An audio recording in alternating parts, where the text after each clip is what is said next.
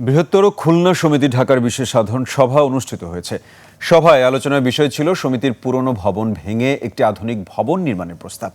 ভবনের নামকরণ করা হয়েছে সুন্দরবন ভবন। বর্তমানে সমিতির সদস্য সংখ্যা 1800-রও বেশি।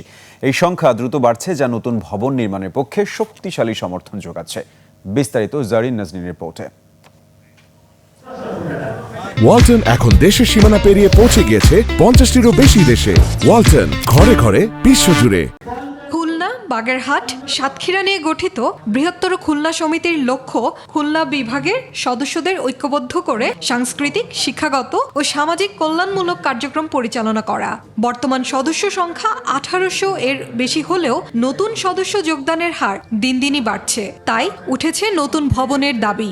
আমাদের অনুভূতি সেন্টার যেটা, সেই বৃহত্তর খুলনা সুন্দর ভবনকে আমরা আধুনিক স্মার্ট করে তুলব।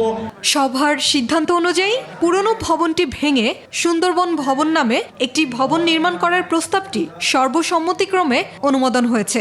যে সিদ্ধান্ত গ্রহণ করা হলো, ইনশাআল্লাহ সেটা বাস্তবায়ন হবে। শুধু দরকার আপনার আমার সকলের একাত্মতা, সকলের সহযোগিতা।